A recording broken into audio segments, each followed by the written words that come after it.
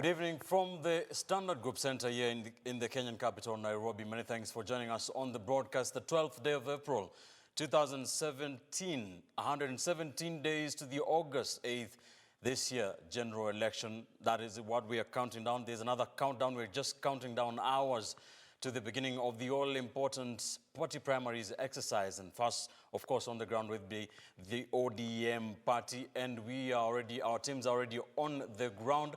Our senior political reporter, Duncan Haemba, is in the county of Busia, where he will be following proceedings for us. He has already touched down there to just tell us what the big battles will be in the county of Busia. Of course, one of those ODM counties perceived, which will have a battle on their hands with the incumbent Sospita Ojamong and the Funyula Member of Parliament, Paul Otuoma. Of course, Duncan Haemba will be telling us what to expect tomorrow. We shall be speaking with him a little later on here on the broadcast. Let's take a look at what's making headlines tonight. And we start here in Nairobi, where the Wiper leader, Kalonzo Musyoka, has demanded that ODM Secretary General Dr. Agnes Zani gives a public apology over controversy surrounding a leaked document outlining the possible NASA lineup. Speaking after addressing Wiper Nairobi political aspirants, the NASA co-principal insisted that there was no division within the opposition coalition, even as members of the National Coordinating Committee said that Zani was well within her rights to speak her mind on the matter. In what appears to be an attempt to calm a seemingly growing storm within the National Super Alliance, precipitated by a leaked document outlining a possible lineup for the presidency without mentioning names, ladies and gentlemen, NASA co-principal Kalonzo Musyoka insisted that forces within NASA were working hard to ensure the coalition's downfall. I continue to urge that all of us remain focused, the eyes on the ball, and the ball is not Raila, Kalonzo, Mudavadi, Weta. The ball is sending Jubilee home. The Wiper leader accused the ODM Secretary General Dr. Agnes Zani of creating unnecessary tension within the coalition. The latest feud follows Zani's confirmation of a lineup with Raila Odinga as presidential candidate, Kalonzo Musyoka as his running mate, Musalia Mudavadi as chief minister, and Moses Wetangula as speaker of either house of parliament. Yale ambayo yamezungumzwa kwa upande wa ODM, ikiwa ni kweli katibu mkuu wa ODM alizungumza yale aliyazungumza, basi hana budi ila withdraw publicly, kwa sababu we have not agreed. Nothing is agreed until it is agreed. Oh, yeah. Oh, yes. Yeah? The anxiety will come to an end, because we have constantly said that at the right time, NASA supporters and Kenyans will see one of us delivering the papers to the IEBC to confirm that there is a presidential candidate. Across town, NASA's National Coordinating Committee, meant to draft a framework to reach a suitable NASA candidate, was also seemingly calming nerves by insisting that the process would only be complete once the NASA summit, composed of the 4 top core principals, agreed on a preferred candidate. I think there's nothing really to say there's a firestorm. You know, the way the story has come out is that there's a split, there's a firestorm. But we can see the 4 of us are here representing all the parties. We are the people with the authority, yes, from the National Super Alliance. Yeah. Why should you listen to somebody else who doesn't have that authority? The flurry of remarks coming just days after a war of words through press statements between ODM Secretary General Agnes Zani and ANC Secretary General Geoffrey Osotsi, who accused each other of wanting to sabotage a delicate process that had been in the works for weeks. That was Zani's democratic right to say what she said, but it's not the position of the principal Raila Odinga or ODM, or what Nyenze said was not the position of Kalonzo Musyoka as a principal and Wiper Democratic Party. Just 2 days ago, ANC party supporters held demonstrations in Kakamega town, accusing the coalition of attempting to sideline the ANC party leader. The acid test for the coalition will play out in the coming days when the NASA leaders retreat to finally decide who will lead the coalition into the coming elections. Timothy Otieno, KTN News. Right, let's now, leaving that NASA intrigues story, let's switch to the issue of the political party nominations, which begin tomorrow at 6 a.m., ODM being the first party on the ground. And let's now take you straight live to the county of Busia, where KTN News senior political affairs reporter Duncan Hayamba is standing by and will be keeping an eye on things for us the whole day tomorrow, together with Trix Ngado. And Duncan, good evening. And what is the county of Busia looking like tonight ahead of the beginning of that all-important nominations exercise tomorrow?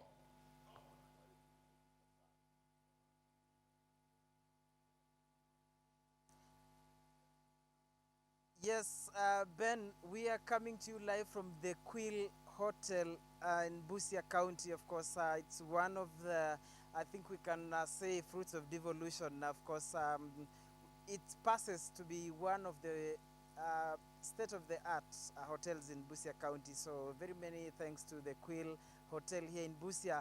And as you've rightly said, tomorrow marks the, what we can call, turning of a page in a political history for ODM and the country as large, because tomorrow ODM, which is the single largest political party in Kenya, sets the ball rolling, I beg your pardon, in terms of political party primaries. And of course, it's the biggest party in the country. In its own wisdom, it decided to stagger this process. Remember that it would have started last week, but because of IEBC's intervention, it had to start tomorrow, a week ahead of other parties that will be taking the plunge. So first things first, with me tonight in studio here in Busia, I have a Funyula Member of Parliament. I don't know whether to term him immediate former Member of Parliament for Funyula, but I think that one will pass because he's decided after serving 2 terms, he wants to move to the next level and he wants to wrestle the seat from the current governor of Busia, Peter Odeke Ojamong, who was initially to be with us on the set, but because of other unavoidable circumstances, he's decided to be represented by his deputy, Honorable Wangalwa. So this will be my 2 guests tonight. And just to start off, perhaps with Mheshimiwa Otoma, Busia County has shot into the limelight because of the political temperatures that have arisen. Initially a quiet county, but now is the focus. And perhaps how things will turn out tomorrow will determine on how the whole nomination exercise will be. Is everything okay now? The issues that you had raised earlier, you assembled on Monday, is everything set to go tomorrow morning? I assume that it's fine because the National Election Board has issued a statement to say there's nobody else who is responsible for the election other than the election board. So if anything goes wrong, then we have to hold them to account. So I just want to urge the people of Busia, please turn out in large numbers and vote.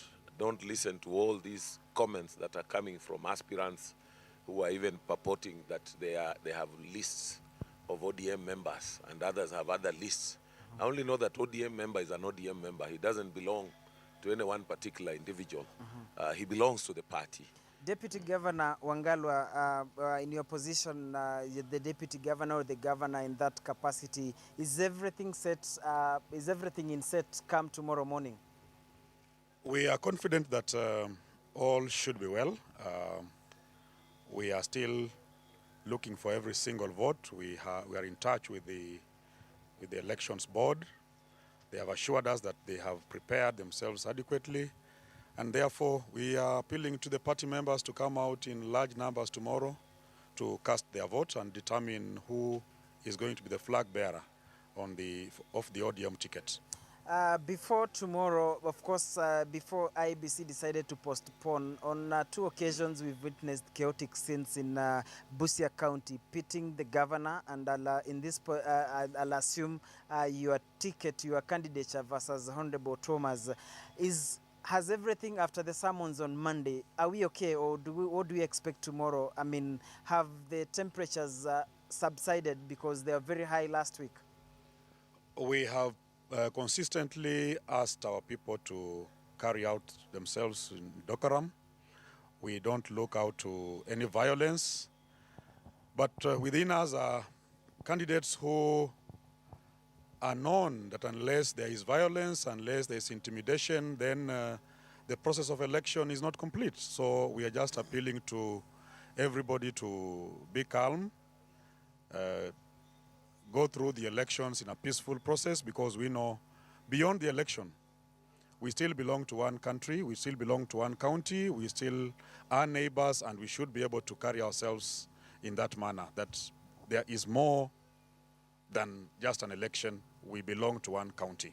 Honorable Troma, last Saturday we were with you at this particular place, and you raised a raft of issues that you said unless the National Elections Board addresses with the party for that matter and the national government in terms of security. On Monday, you were among those ones that were summoned by the party's disciplinary committee. Did you raise those issues? Have they been sorted? Do we expect a peaceful process tomorrow? I think I expect a peaceful process, because all the issues that were raised, the ones I was raising, were to do with the modalities. It had nothing to do with the security issues.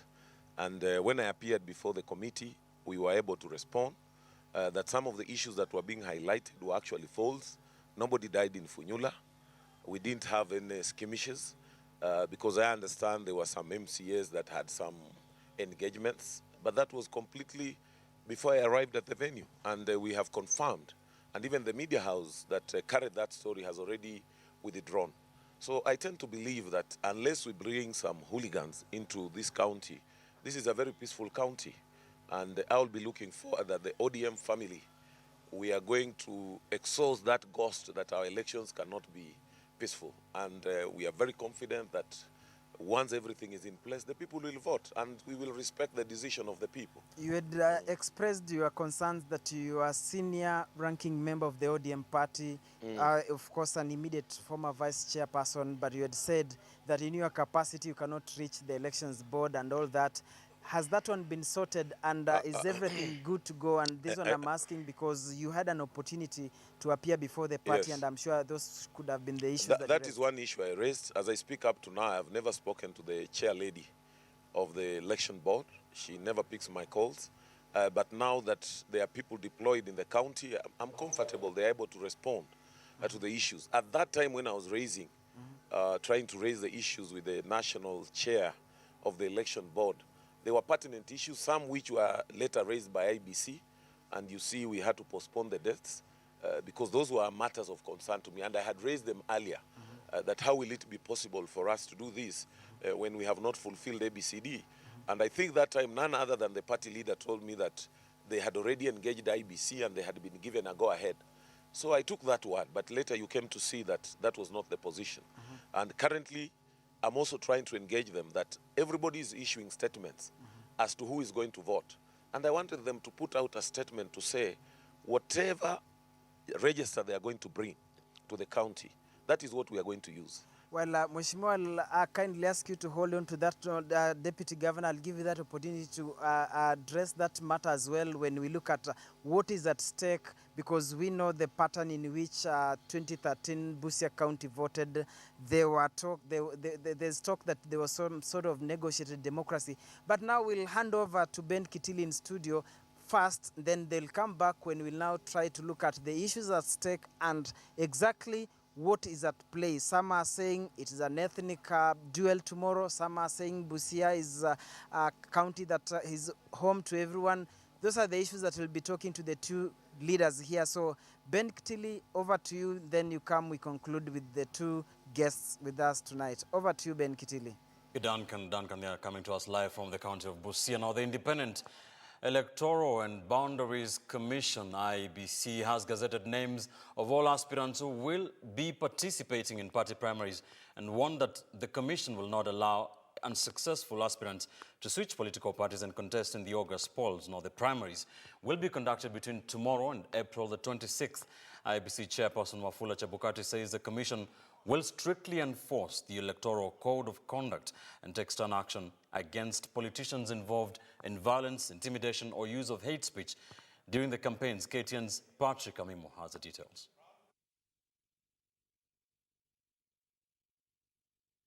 Group partners. IEBC has officially given a nod to all political parties keen to participate in the August polls to conduct their party primaries beginning Thursday. ODM will be the first on the blocks, with primaries in 3 counties, Busia, Bungoma and Machakos, scheduled for Thursday. ODM has staggered its primaries between April 13th to April 25th to ensure free and fair nominations across 27 counties where it will be fielding candidates. Ford Kenya will also be conducting primaries Thursday in Mombasa, Kwale, Kilifi, Lamu, Tana River and Taita Taveta counties, all in the coast region. Ford Kenya has equally staggered its primaries between April 13th and April 26th. Wiper Party will conduct primaries in 18 counties on Saturday before moving to other counties. Amani National Congress plans to start its primaries starting Friday in Mombasa, Samburu and Siaya counties. Curiously, Friday falls on Easter holidays Good Friday. IEBC has put a roadblock for politicians with a penchant for party hopping. The idea of gazetting aspirants and also having primaries between 9 and 26 is whatever you have to do in between, you do it, but after 26, we shall not have a situation where you change from one party to another. IEBC says cabinet secretaries are free to campaign for Jubilee ahead of the August polls. Chebukati, however, warned that he'll crack the whip on other civil servants who will be found campaigning. Section 23 of the Leadership and Integrity Act says an appointed state officer, other than a cabinet secretary or a member of the county executive committee, shall not act as an agent or further interest of a political party in an election or manifest support for or opposition to any political party or candidate. Those who are in positions of influence, those who are civil servants, please don't use state resources to campaign. Section 14 of the Election Offences Act 2016. The fines are heavy. You risk going in prison for 6 years or a fine of 2 million shillings or both. And the IBC, alongside the other state agencies which are mandated to enforce the law, it will actually enforce the law to the letter. This is just for the good of our country, that we don't misuse state resources and we don't abuse our offices. Though representatives of at least 67 political parties that will be participating in the August polls were supposed to sign the Ethical Code of Conduct, they declined, arguing IEBC had ambushed them. The Electoral Code of Conduct makes it criminal for political parties, candidates and their agents to engage in violence, intimidation, using abusive language, publishing defamatory or inflammatory allegations, and plagiarizing symbols, colors and acronyms of other parties. When we gazetted the election date on 17th of August, the law came in operation. Now, if the failure to sign the Code of Conduct, the provisions are also there. So it's not me, it's not IBC, it's Parliament who approved these regulations. And if there was tyrant of numbers, we have nothing to do with it. That is what happens in Parliament, we have no control. Political parties are preparing for nominations. And that week when they are supposed to start nominations, you are presenting them with a code of conduct and insisting that it should be signed. I think that is not proper, that is not good planning, and some of these things are the things which affect the credibility of the election. IEBC has instructed political parties to present their list of nominees for the various positions in the August polls by May 10th. Patrick Amimo, KTN News. Let's now cross back live to the county of Busia, a county that has been tipped by pundits to have one of the hottest gubernatorial contests in the ODM primaries. That is tomorrow. Duncan Haimba speaking to the Funyula Member of Parliament, Paul Otuomo, wants to be governor, and the Deputy Governor, Kizito Wangalwa. Back to you, Duncan. Yes, Ben, welcome back, viewers, because we are the second critical bit of this particular interview. And Deputy Governor would want to know, we expected the governor to be with us, and that was the confirmation as late as 8 p.m., only to be surprised at around 8 that is not showing up. But we appreciate the fact that you are here.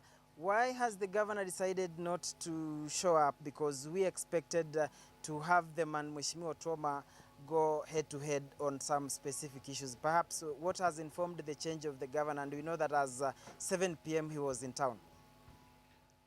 I am aware that the governor is still the governor of Busia, and he has a team. I am his principal deputy, and he has delegated me to represent him in this show. And therefore, I am here duly discharging duties that the governor would otherwise be discharging. You've had 5 years in office. Now that you've said you are his principal, what is it that you think that people of Busia tomorrow, particularly some say that ODM is the party that owns or calls shots in Busia. So by and large, whoever clinches the ticket tomorrow could be as good as elected, more so because there are those that perceive Busia as an ODM stronghold. For the 5 years that you've been in the office, now that you're the principal assistant, what is it that you think you need to be given another chance to achieve, or what is it that you've achieved in 5 years that you think you need another term in office? We haven't had 5 years, we have had 4 years and maybe just about a month. And I must say that we as pioneers, just like any other county, we had to establish the foundation for this county. We have the plan set out, and whether we are elected or not, the plans in the county, the structures in the county are now intact. That was a duty that we have ably performed. So go in any department, there are programs that are running. I can allude to the fact that look at the programs that we have started. Programs to build the cooperative sector, programs to advance mechanization and value addition in agriculture, programs to enhance learning in early childhood education. We have the infrastructure in place, though not complete. We have the teachers in place. We are boosting the medical sector. We have a few dispensaries and health centers that we have now opened that were not open. We have employed further staff.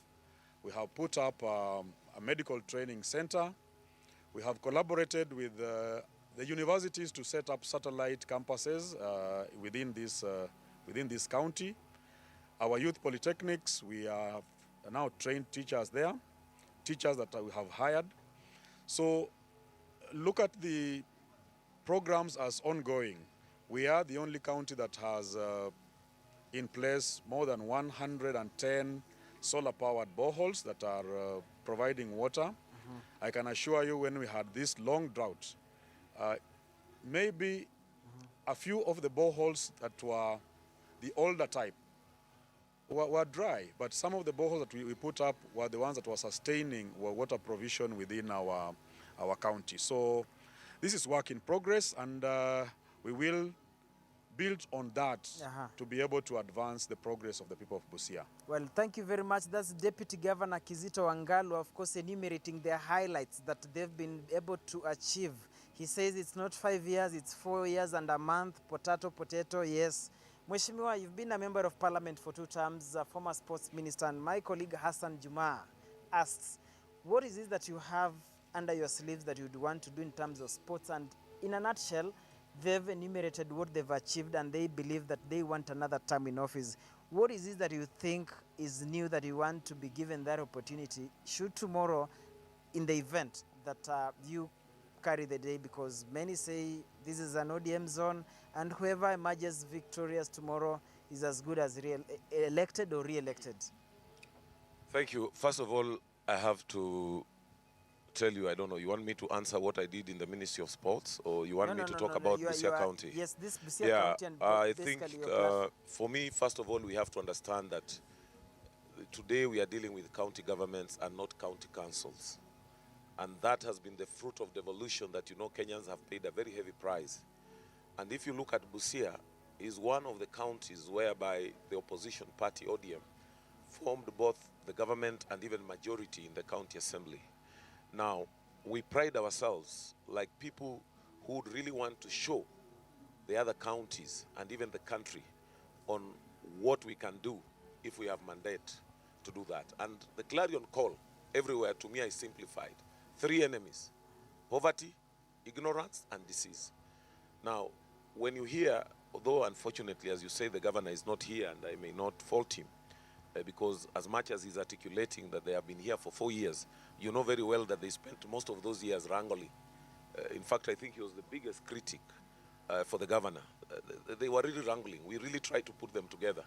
And I think now maybe because of elections, they have come together. So I'm a bit surprised. But going back to the key thing, if you look at the health sector, look at what is happening in Busia Level 5 Hospital. It's stinking.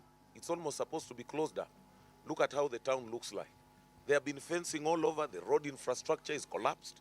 The bus parks are not working. If you look at what he's talking about, the cooperative sector, they have just been talking that money was stolen.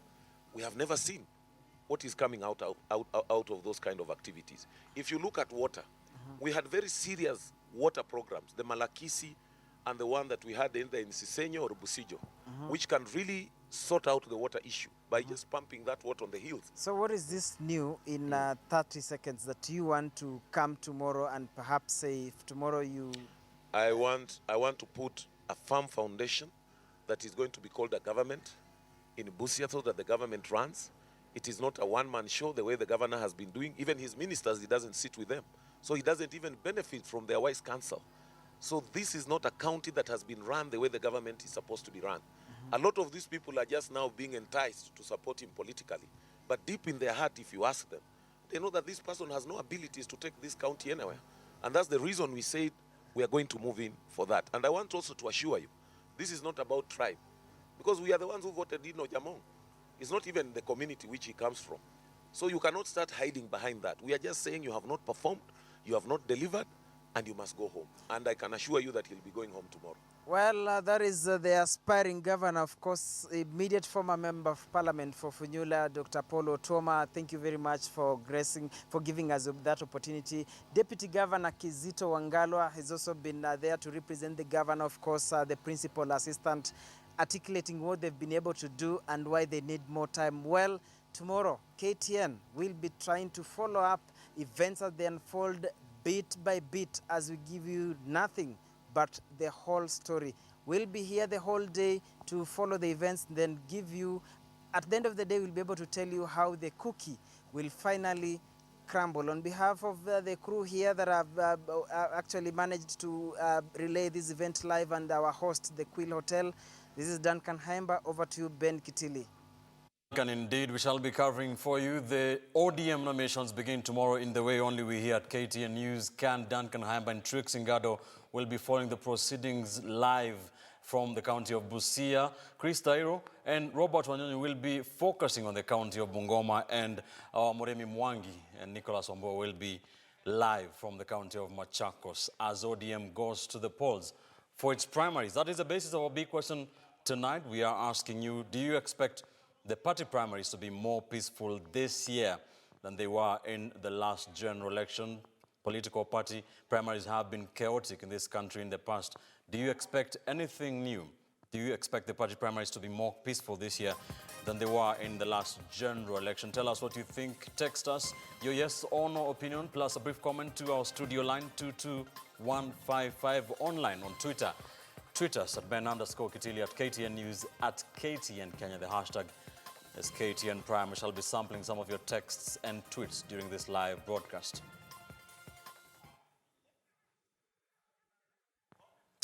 Now, a new opinion poll released by Infotrack Research indicates that the race for the governor's hip in Bomet County is very closely contested and might go either way between Governor Isaac Ruto and his close rival, Joyce Laboso. Now, the poll shows Governor Ruto leading Laboso with only 1 percentage point. Isaac Ruto has 38.9% support, while the Deputy Speaker of the National Assembly has 37.7%. Dr. Julius Konesa has 7.3%, while 16% of those polled are still undecided. 800 people were interviewed in the Bomet poll. Now, in the county of Meru, the poll indicates that Governor Peter Munya is likely to retain his seat in August, as he currently enjoys 41.4% support, followed by the Senator Kiraitu Murungi at a distant 29%. Kilemi Muri has 6.3%, following, according to the poll. 1,350 people were polled in this research in the county of Meru.